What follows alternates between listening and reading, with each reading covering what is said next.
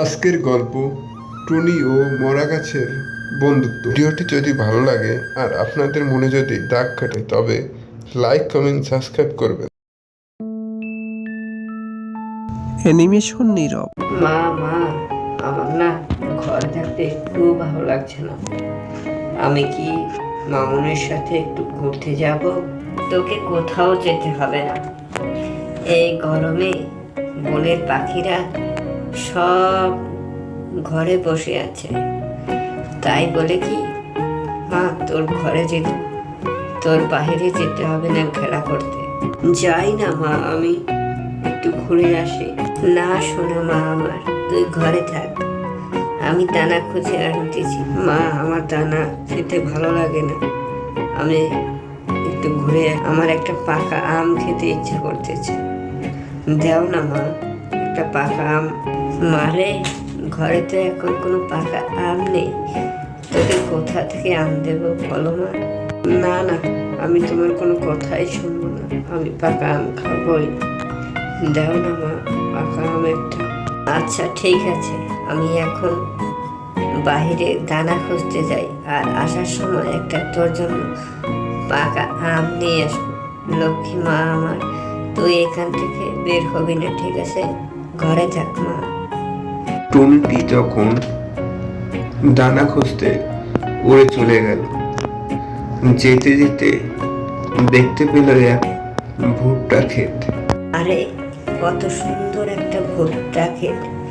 এই ভুট্টা ক্ষেত থেকেই আজকে খাবার দানা নিয়ে যাই, অনেক ভালো হবে। তারপরে টুনি পাখিটা ওইখান থেকে একটা ভুট্টা উঠিয়ে নিল। ঘরে যে আমার মেয়েটা বসে আছে, ওর জন্য একটা পাকা আম নিয়ে যেতেই হবে, না হলে তো অনেক কান্না করবে। টুনিটি তখন বনের চারিপাশ তন্ন তন্ন করে খুঁজতে থাকে আম গাছ, কিন্তু আম গাছ আর খুঁজে পায় না।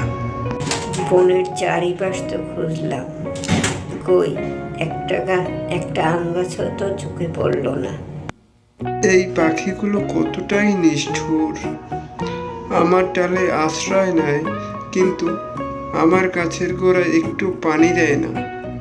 কতটাই নিষ্ঠুর ওরা, একটু পানি দিলে কি এমনটাই ক্ষতি হতো ওদের। এমন সময় ঠিক তার উত্তর কোণায় একটা মরা গাছ পড়ে আছে ওইখানে। টুনিটি তখন উড়ে ওইখানে যায়। একই গাছ, তুমি এমন করে কান্না করছো কেন? কি হয়েছে তোমার? দুঃখী গাছ সব কথা টুনিকে খুলে বলে। তুমি কেঁদো না গাছ, আমি তোমার জন্য এক্ষুনি নদী থেকে জল নিয়ে আসছি।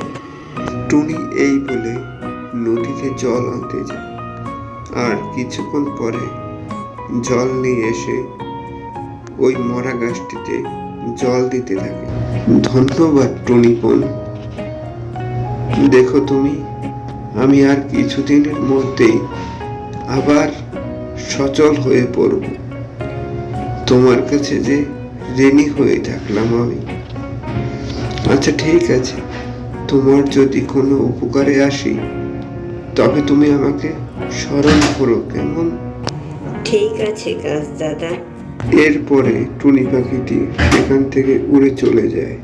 এরপরে টুনি পাখিটি তার মেয়েকে সব কথা খুলে বলে। তার কিছুক্ষণ পরেই বনে ঝড় বৃষ্টি শুরু হয়ে গেল। এই বৃষ্টির জলে আমি ভিজে যাচ্ছি মা, খুব ঠান্ডা লাগছে মা। এই বৃষ্টি ঘরে ভেজা কিভাবে থাকবো মা? মারে চল, আমরা অন্য কোথাও গিয়ে আশ্রয় নেই। টুনি আর তার ছোট মেয়ে উড়তে উড়তে সেই জঙ্গলের গাছের ডালে বাসা বাঁধল। কি ব্যাপার টুনি, এই বৃষ্টি মাথায় নিয়ে কোথা থেকে আসলে?